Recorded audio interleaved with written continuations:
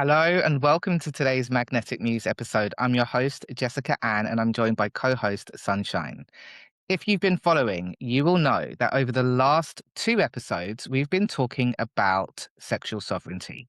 So, in episode one, we spoke about of this series, we spoke about how or the ways that women give away their sexual power and the way that we give away our authority and our power. Um, in in the second part of the episode, in episode two, we looked at which was episode 10. So that was part two. We looked at how we can reclaim it, how women can reclaim sexual power and sovereignty. And today we are completing this series by looking at how we can embody and live and operate in sexual sovereignty. So let's begin by talking about the pattern and what keeps us unconsciously recreating. Yes. So yeah, we started out like you were saying, talking about what it looks like to give away that authority and the patterns that are kind of rooted in that, and how we can be feeling like we're sexually liberated, but actually living from a place where trauma is the guiding factor of our sexual decisions. So we talked a little bit about the patterning, and then today we move into, what it looks like to live from that place of serenity, and knowing that, sexual authority is our right to choose, but sexual sovereignty is the ability to, direct the energy once the choice belongs to us again. Mm. And So yeah. go ahead. No, I was gonna say, and also, I guess, when you've moved through all of those patterns and you're no longer choosing from chemistry or intensity or the trauma, as you say, you're actually in a place of choosing from real pleasure and doing it very, very intentionally. Yes, sexual sovereignty says, I belong to myself, and, my body isn't a bargaining tool or um, something that I need to exchange for what it is that I truly desire. And then, in that same breath, the desire and the sexual energy that I have is not dirty. And my pleasure is in performance. Mm. And, again, like, my sexuality isn't controlled by shame or fear or religion or what someone else wants outside of myself. So it's not just, about who gets access to our body, it's about who gets to define the meaning, direction, and the energetic use of our sexual life force. Mm. And I think it can become very powerful when we spoke on or touched on this last time, when as a woman we can get attached to somebody when we release those chemicals. But I think there is an opportunity, and I haven't embodied this yet because this is where I'm going, this is where my next experience is. I have a deep desire for having one partner I can go deep with, and in the context of a committed partnership, a conscious partnership. But I also recognize that for me sexual sovereignty could also mean consciously choosing to engage with somebody in a very conscious way sexually without having to have that rigidity or definition around the relationship. So, what's your thoughts on that, or how is that showing up for you in life? Yeah, I think for me, where I'm at right now is asking myself,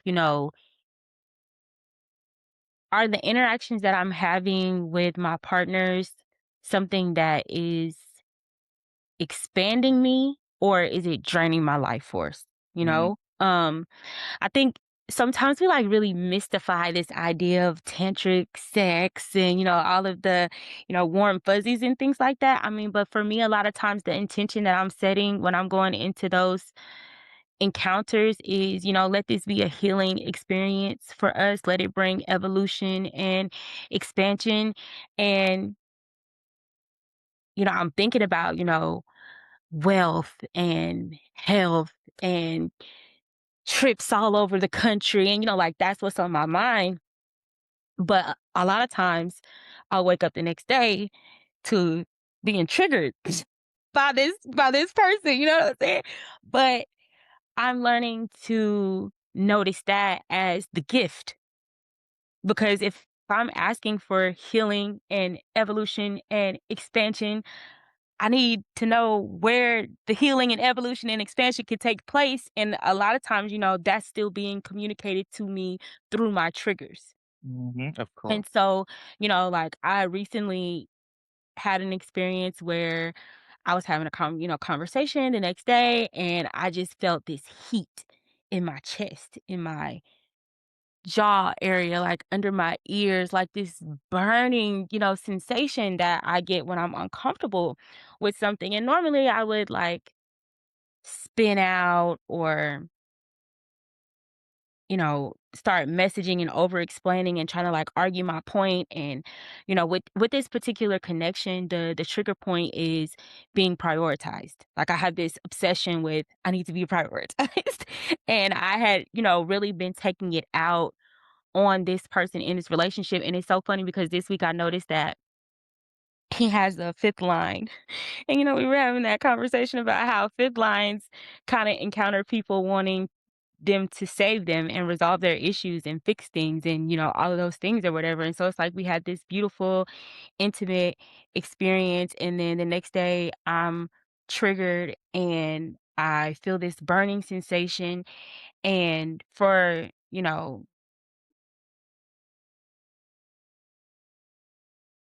one of the first times I was able to stop myself and not just ask myself, how am I feeling, what's going on in my body.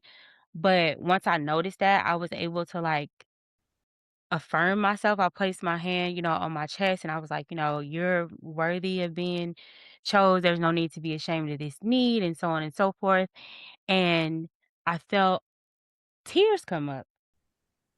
And I had been having like a hard time of like creating a container and having capacity for myself when I feel like crying, because it's like I don't want to be crying over no man about no relationship, da da da da, like, or I'll feel it a little bit and then I'll cut it off because I'm like, you need to move on. But I was able to just sit in that moment with myself and ask myself, what part is, feeling sad, and can you tell me the origin story, like give me a image or some kind of inkling of like what this actually is, because it's got to be bigger than just this moment that I'm having with him about playing dates. Like this can't be what's making me anxious like this. And I got this image of me as a child, and I was able to really trace things back and see, that I felt like I had, parents that were always present and um like physically present and available, but maybe not emotionally present. And I felt supported, but I didn't feel pursued. Like my parents were there if there was a crisis or a need or something to that nature, but I didn't feel like specifically my father in my teenage years felt like it was important for him to spend deliberate, intentional, consistent one-on-one time with me. And so here I am, you know, the night before I'm using tantra to manifest healing. And then the next day I'm triggered, but I'm able to notice, hey, this is the gift. Take this and transmute this into evolution for yourself. And so now I'm able to see all of these months that I've been like pressed about being prioritized. It was never about my partner. It's about a prioritization of myself and being able to notice where else in my life there's room for me to be prioritized in my other connections, in my friendships, in my family, in my communities that I'm, a part of, instead of feeling like, oh, I need this one person to treat me a certain way and show up in a certain way in order for me to feel like now I'm being prioritized. So I know that was like a long roundabout way of getting to like where I'm at, but I just wanna demystify this idea of tantra because, it's not like just magical manifesting, "Oh, I said I wanna be wealthy, and then I woke up the next day and there was $1,000 in my bank from nowhere," which that can happen, but that's just not always what it looks like, and when you're setting your intentions, you have to be open to whatever outcome comes with that. Okay, so you're talking about infinite intentions and using Tantra as a form of sex magic to be able to create transmutation or transformation in your life. I would like to dig a little bit and unpack what I heard Okay. because I'm not understanding everything here. So let me Okay. see. Let me see. So can is it what is the purpose of let me reframe this. Are you saying, and I just because I want clarity, are you saying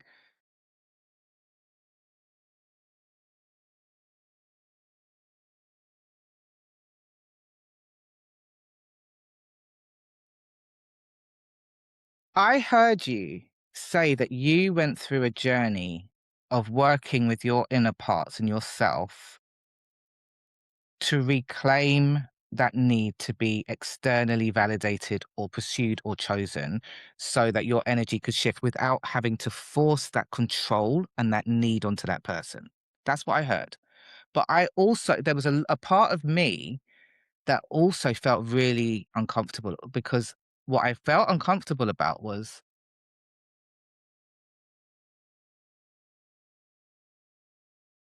what is the nature of your relationship with this guy? Just that's the first thing I just want to know. I'm not 100% sure what you mean by that, but I'm in a committed long-term relationship with this person. Okay. And so is And when I he say committed, I don't mean exclusive because our relationship is committed, but it's not exclusive. That's not something that I desire. okay? And what would prioritizing you look like?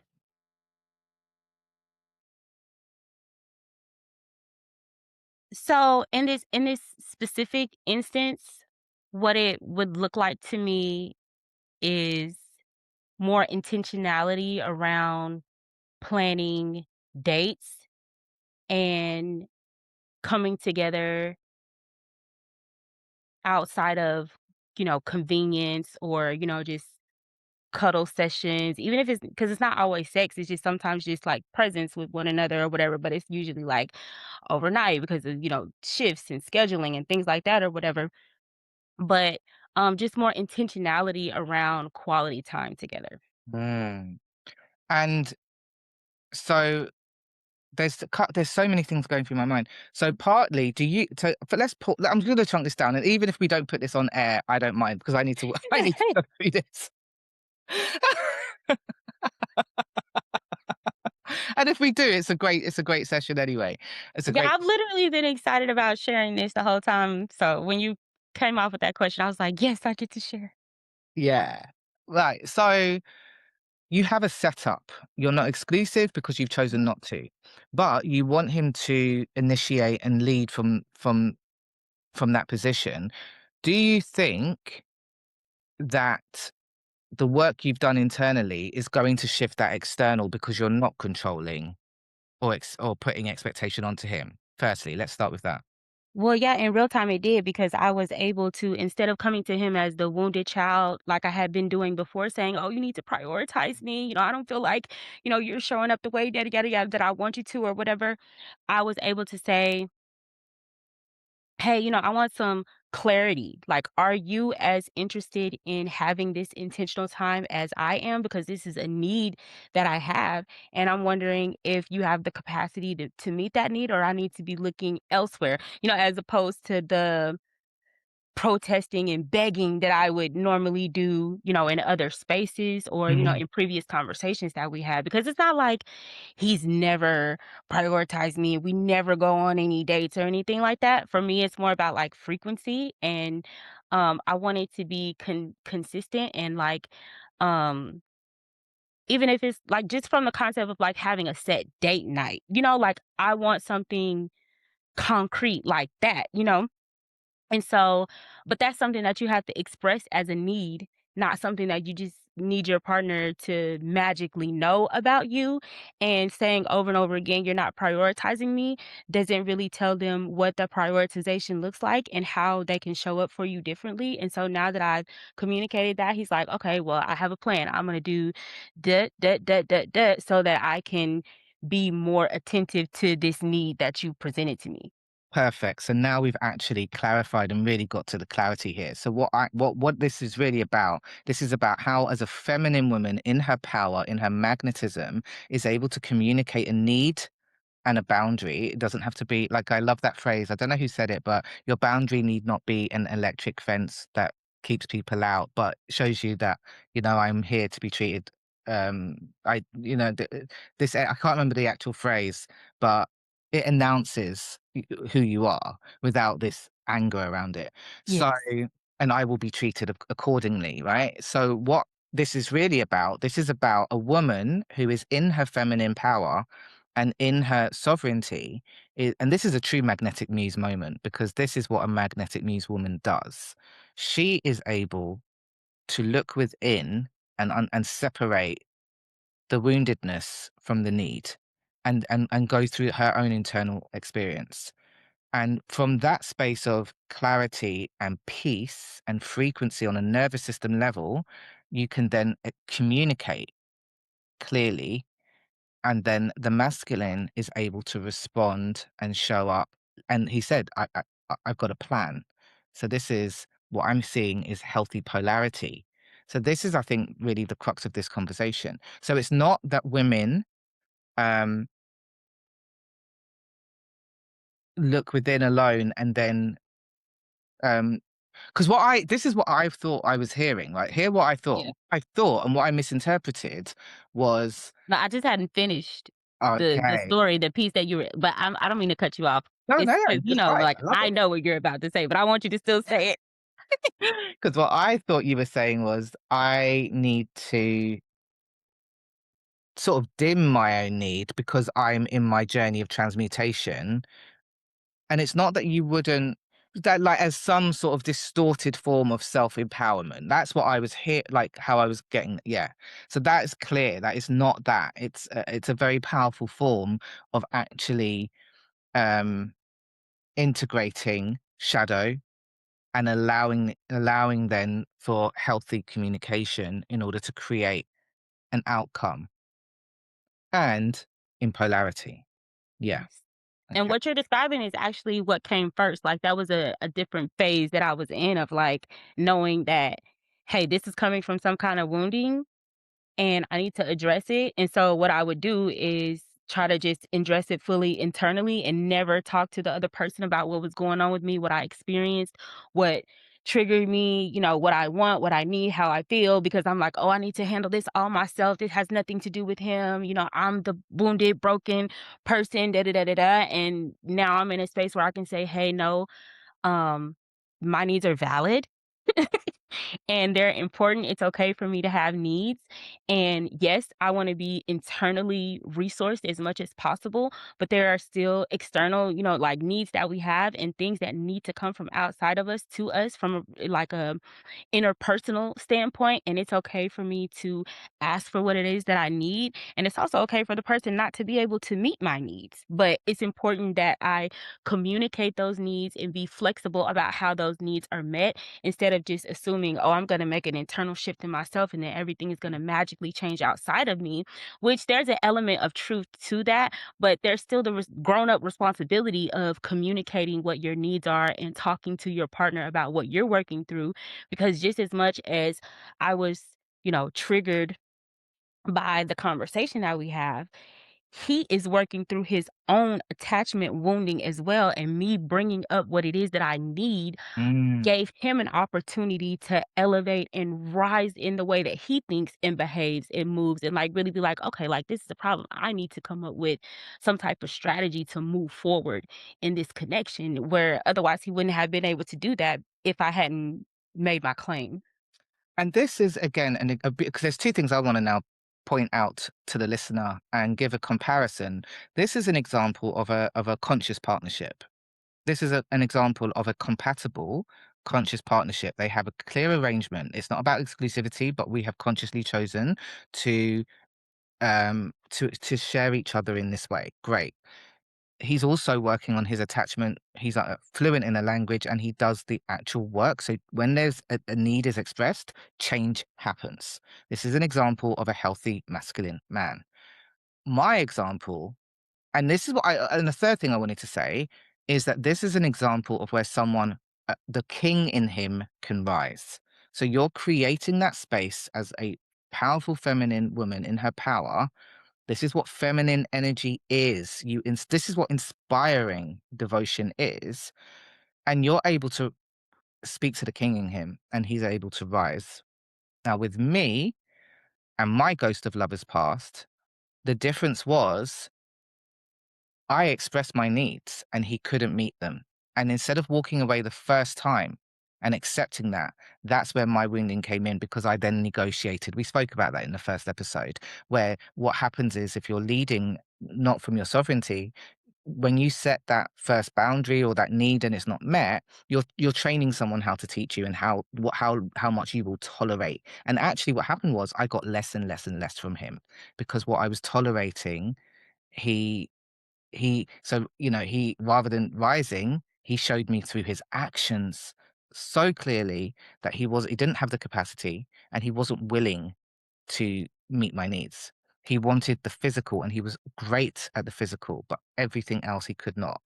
And so when I asked for what I needed, which was, it was emotional connection, it was commitment, it was even definition actually of our relationship. And again, I did pursue it. I did pursue that. Like I could have let things unfold, but actually the truth is that was never gonna happen between us, honestly. Like going through that initiation, I got to see where he was at. So I did ask for my need to be met. My mistake was that I didn't walk away. And I urge women to understand that when you don't walk away, well, you can experiment for yourself. When somebody has shown you very clearly what their capacity is, you're gonna get less and less and less from that person because the respect, because you're not valuing yourself, the respect becomes less and less for you. So, whereas the man rose into his king in this example, for me, the man um, showed me that he wasn't capable of doing that, and also yes, there was a lot of healing on my side to do. So I think that's wrapped that up. Did that make sense? Absolutely, and I mean, as far as, like, leaving connections is concerned, I would say,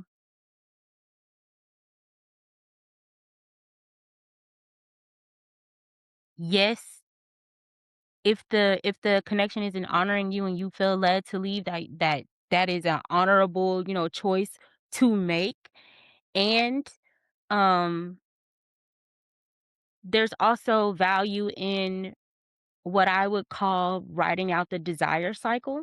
Hmm. So if I don't truly feel in my heart that I'm done with this person and I've learned the lesson I need to learn and I can move on, and this is me speaking from hindsight, I end up literally recreating the same Oh experience yeah. with someone else so that I can learn and integrate whatever lesson that it is. And so it's like for a long time I would point my finger at this person. I would, oh, it's them, it's them, it's them, it's them, it's them. And it may have, very well been them as well.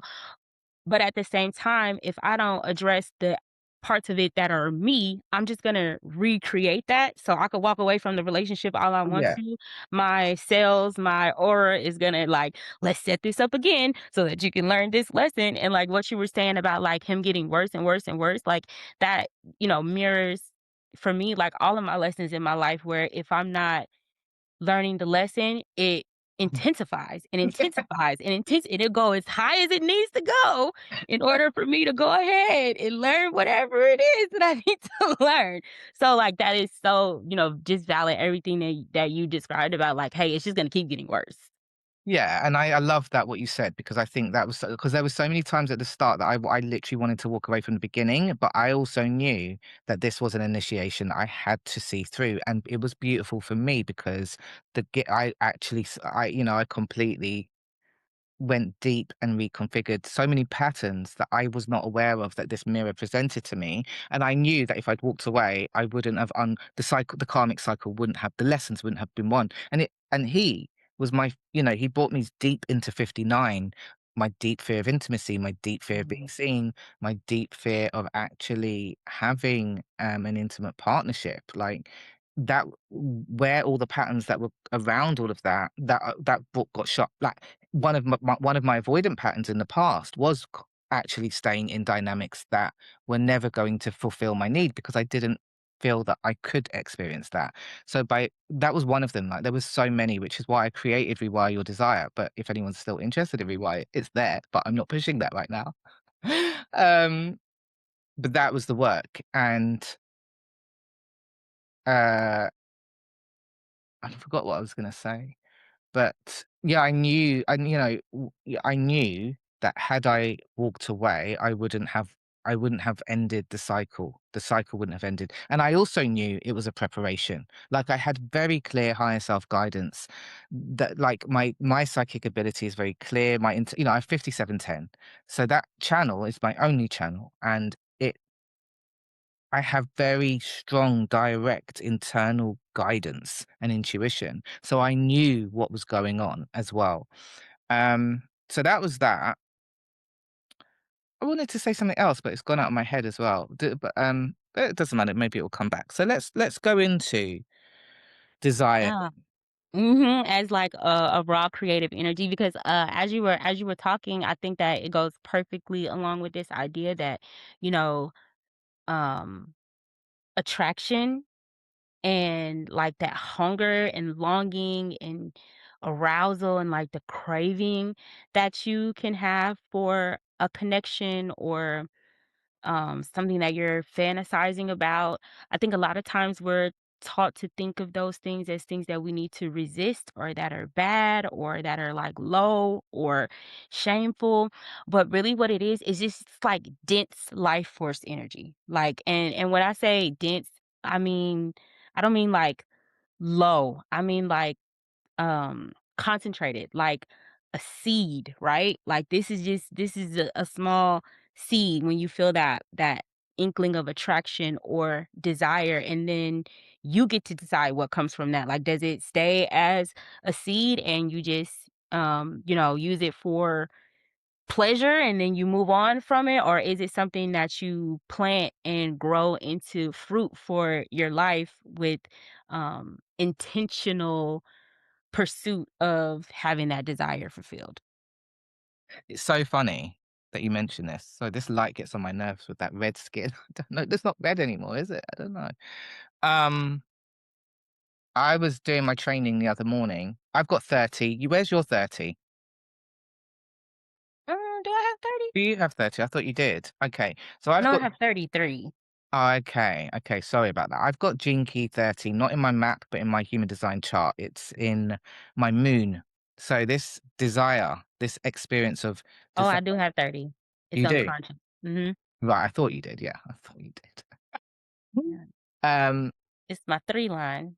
oh great. Is it in an open center? I don't know. What center is it in?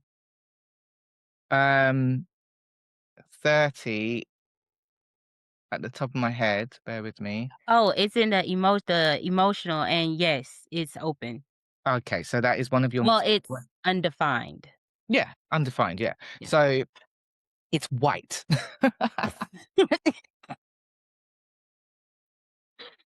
Okay, so this is a really big thematic for you. So your life is this is huge because this is one of the things that you're really, really here to mutate and learn through trial and error and bring that wisdom to the masses.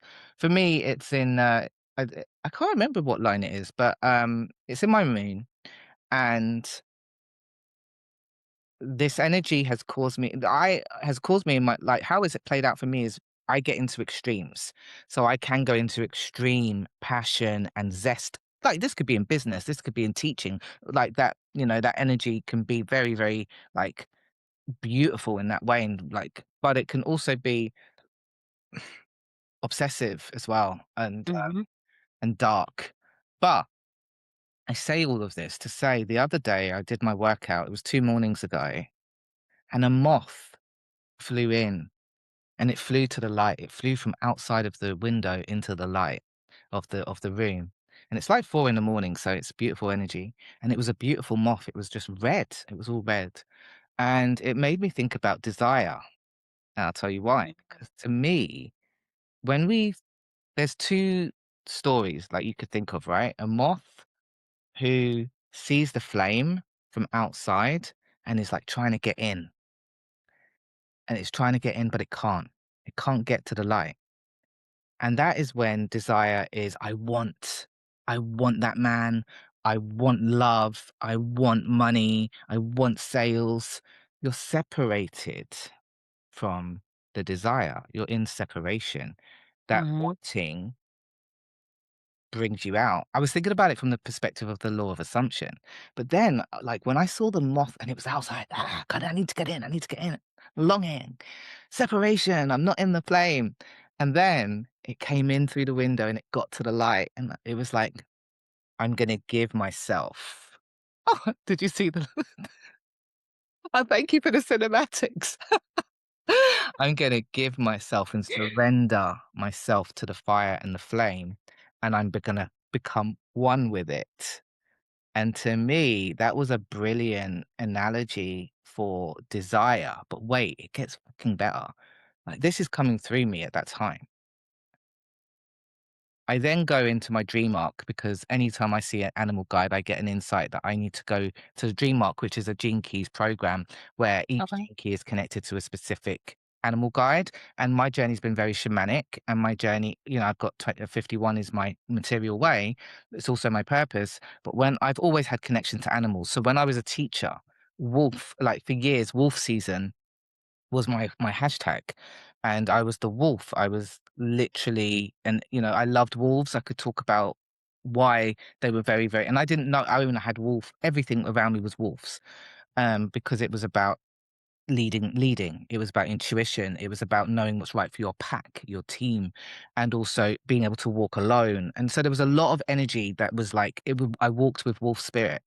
Now I didn't know anything about shamanic and power animals at that time, but that was it. And then when I had my awakening, the night that I was about to be attacked again for the second time, and this was the last time, by that guy when I told you, the guy in 2018. And something happened. I went into trance and I felt panther energy come in, and twice actually, Mhm. panther energy has come in. There was another experience I had with it years before. I'll tell you about it. But panther energy came in, and that was like wolf went, panther came in. And I just remember this guy what's the word he was destabilized. He was like he stopped and he lit and I was like in trance and he was like and I remember hearing him say, "You're staring at me like you're gonna kill me." And that was it. He just stopped and it just dissolved. Everything just dissolved. Like no more rage. Everything was calm. And I I get emotional thinking of that because that was when Panther then became my guide. And when I began to wander the earth, I had Panther and Butterfly. So when I went to Thailand, and this was really, I was in a dark night of my soul. That was the first moment. This was August, and by January, I'm heavily with this energy. I say all of that to say that morning when I saw the moth, and I had that intuition, that little insight, that analogy of become one with desire. So you're not separated, but you are in unity with it. And this is how you actually energetically align with the desire from wholeness. I looked up the the animal totem and it was desire, Jinky 30.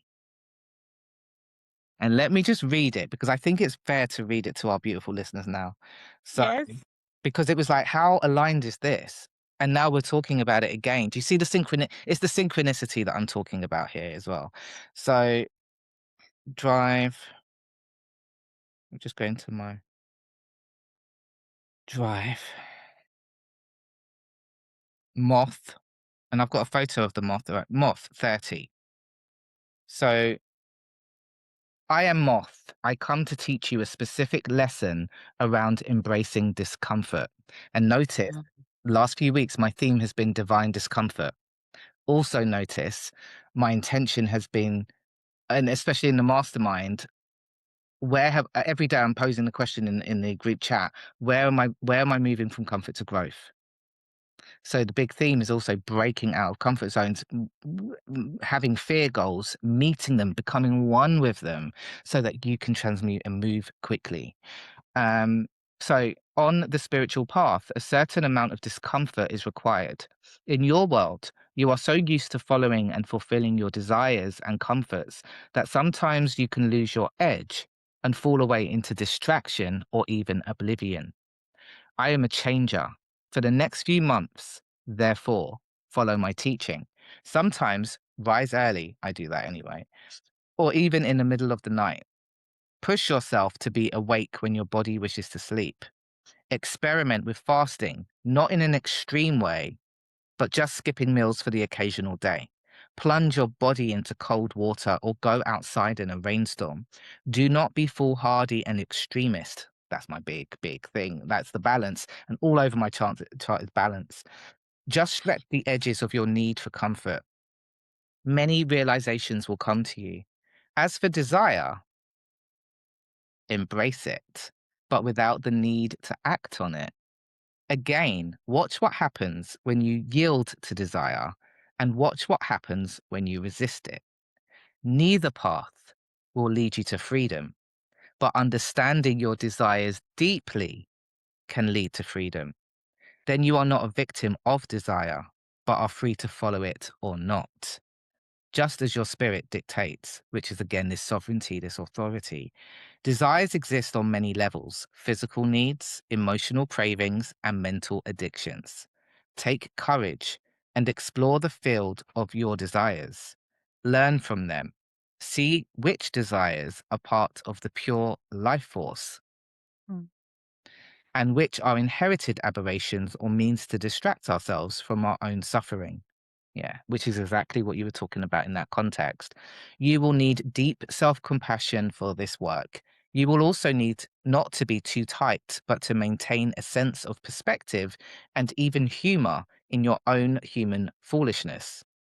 Desires can be sweet and wholesome, or they can be bitter and destructive.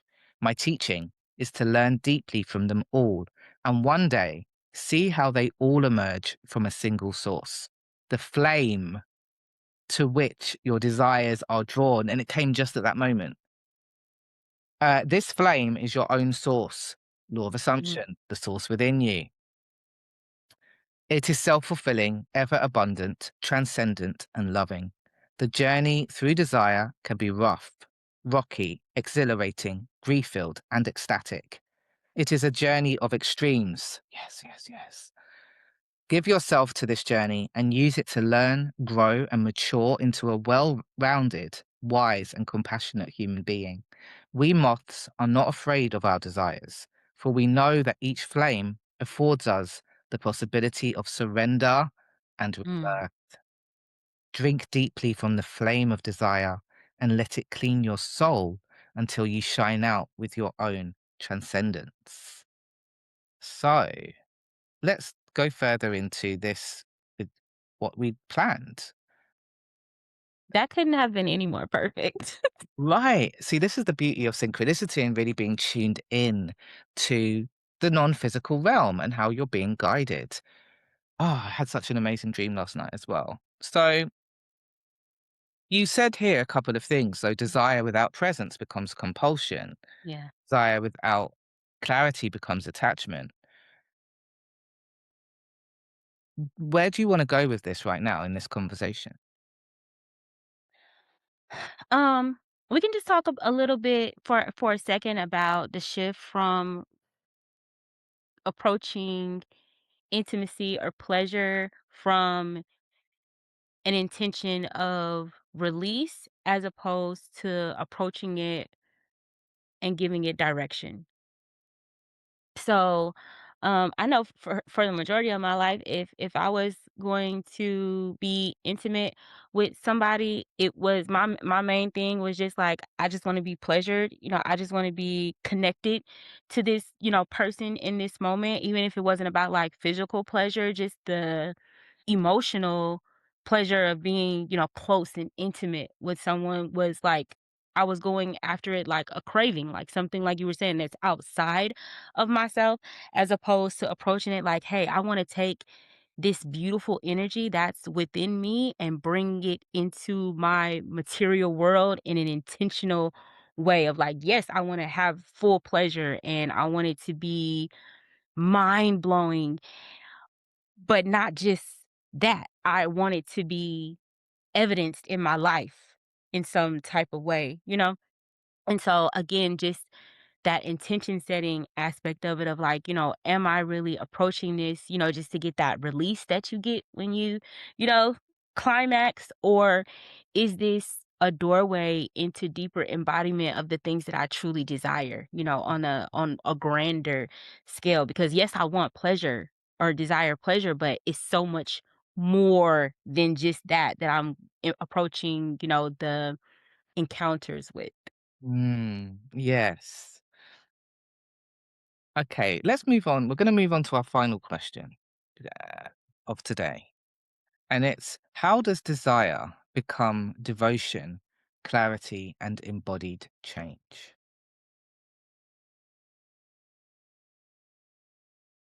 So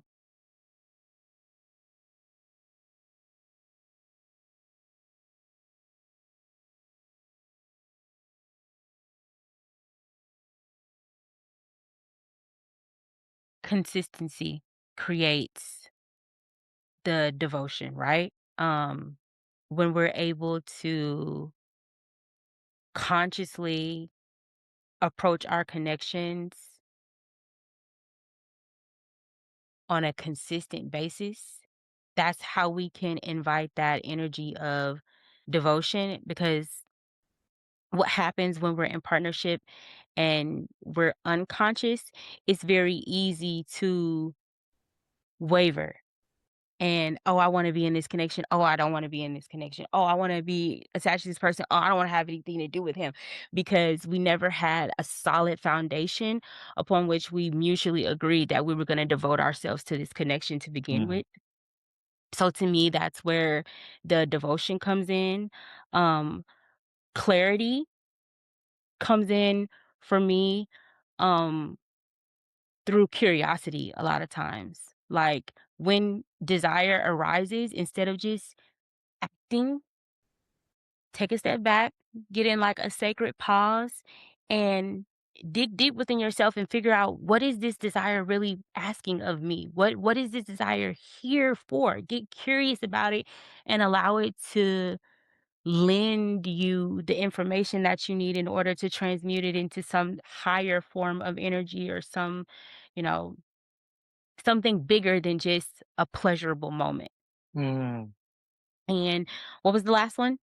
You said devotion, clarity, and Um, I said that embodied change. Embodied change. embodied change. Yeah, and so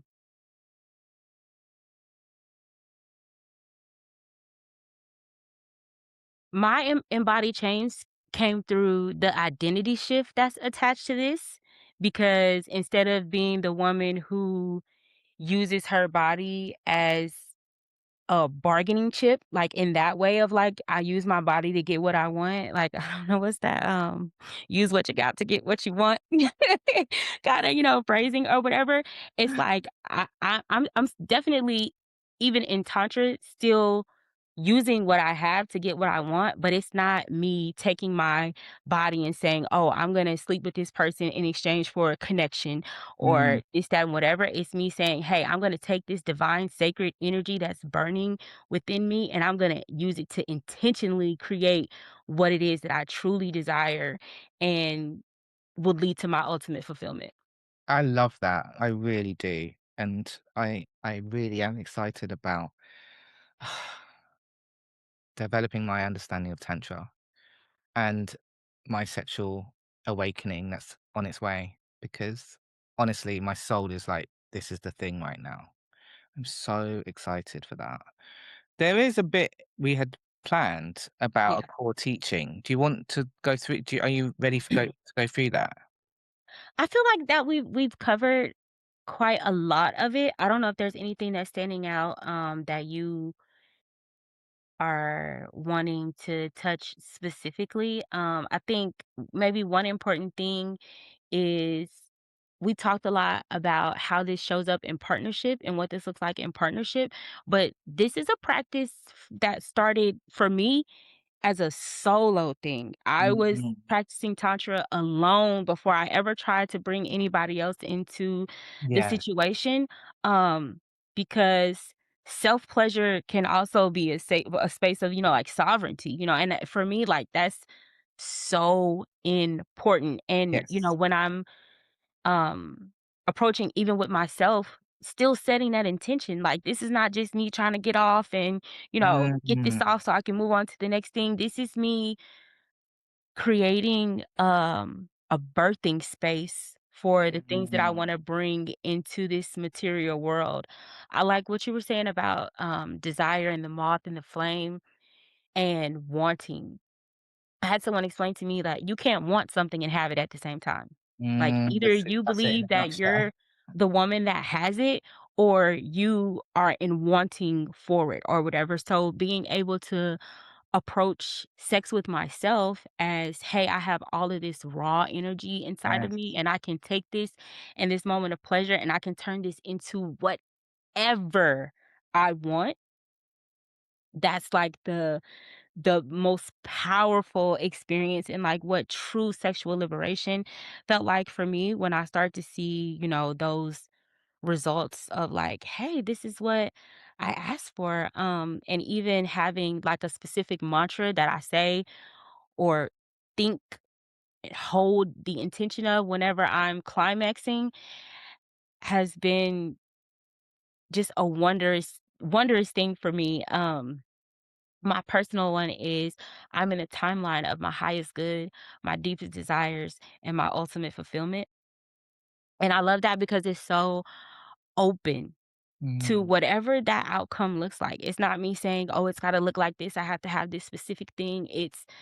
This is the energy that I want to embody of fulfillment and imagining what that would feel like in that moment. And that pleasure just adds the fire to that emotion, right? Because, manifesting and is just a lot about getting into the frequency of whatever it is that you desire and holding that frequency until you physically see it manifest. And so that being able to channel that pleasure into this is the emotion that I would be in, this is how I would feel, this is how the sensation will be flowing through me and using that pleasure to channel that emotion and that energy and the essence of whatever vision that it is just, a very powerful practice that can be done alone, and my recommendation would be to approach these practices with yourself before you involve anyone else.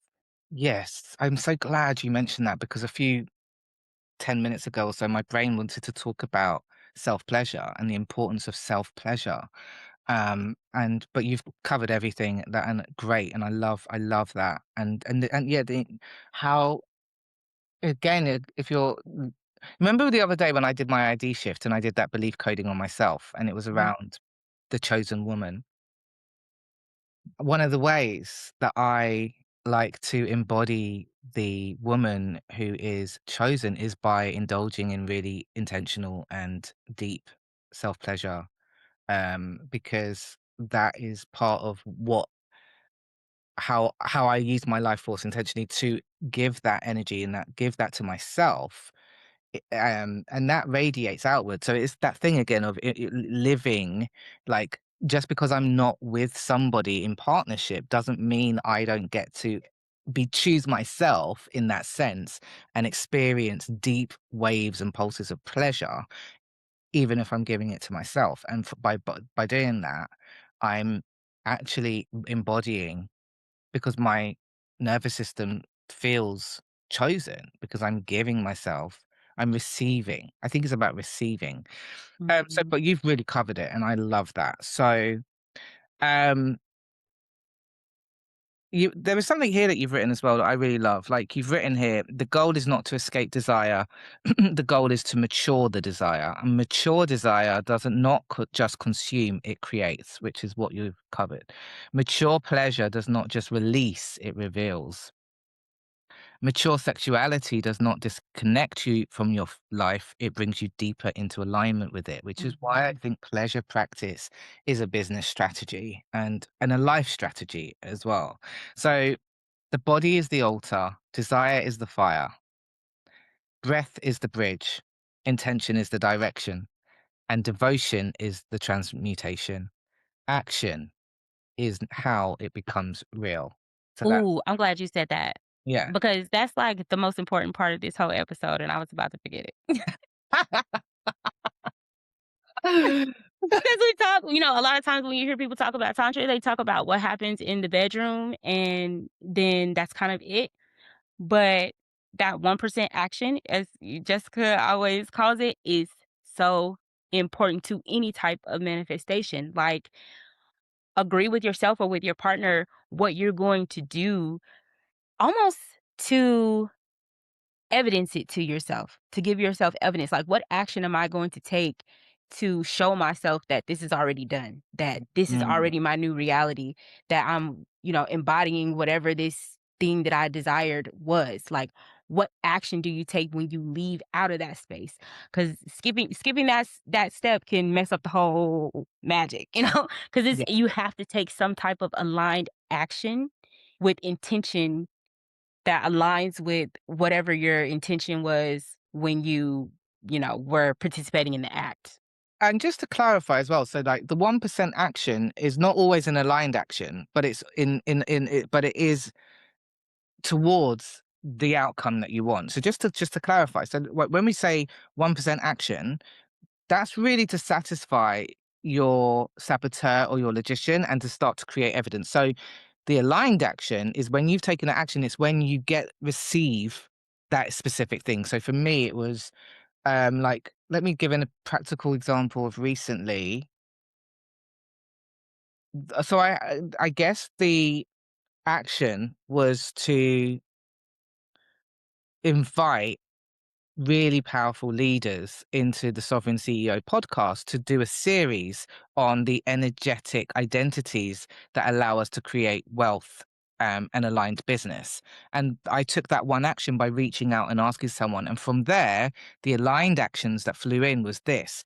I decided to rebrand the Sovereign CEO. I decided to follow. And that was because the magician then took over because my saboteur and logician had actually blocked me. I spoke of this before, and I know it's not related to our episode, but in 2024, I received the exact guidance to create the Sovereign CEO and to create the Generator Projector Alliance. I didn't have the identity or didn't feel ready. So maybe I talked myself out of it. I had a lot of self doubt. I was like, oh, I'm not ready for that. I'm not ready. And so I didn't. I didn't take action on the thing.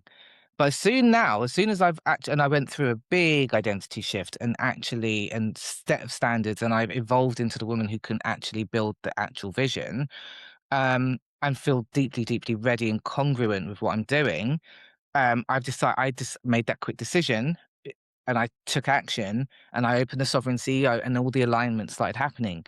Other really high level leaders approached me about doing the thing. I had the aligned action to put the post in visible as fuck group. Beautiful leader stuff. So that's the slight difference Mhm. where we take that action, which is aligned in a sense that here's my end result goal and what I'm doing, but it's just a thing. But the aligned action is what actually is where your magician takes over and really elevates timelines. I know it's collapsing timelines, but I like to elevate into a timeline. But time that is where quantum shifts occur.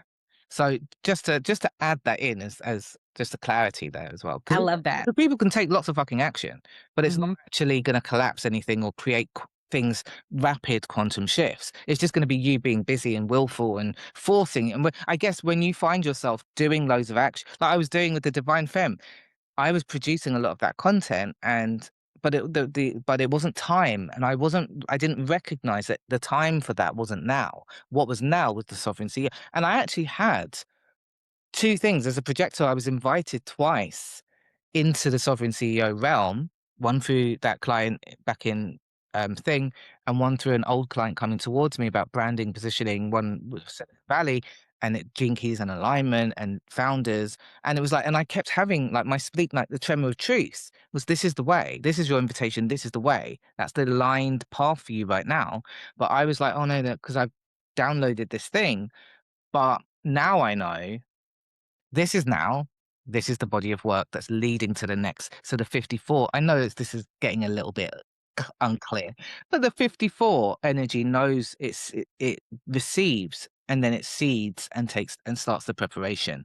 So 24, I got that seed for sovereign. Now is the time. I've received that in 25, divine femme. This is the process towards that. So Mm. anyway, that's just human design, gene keys, and alignment. So you know where to find me if you want to align your life with your gene keys and your business. Okay. So thank you so much. Today was a beautiful episode. Just really quick since we're sharing offers, Yeah. the love, attachment, and frequency intensive that I offer has a portion of it where we can audit some of your behaviors and create a plan for you, like the one that I walked through today with my inner child in order to get to what the root Mm, of my actual issue was, and then create a plan for um, being present with my inner child and communicating to my partner from my present day adult self. So that is one of the things that I offer in that intensive. It is very needs based and it molds to you. So if you're interested in that, you can reach out to me as well. beautiful. I'm so happy. I'm so happy that you put that out. Okay. Right. So we're going to wrap up. If there are any questions, we'd love you to put them in the comments so that we can, continue the conversation. And we look forward to a new series beginning next week, but we'll reveal it then. Bye.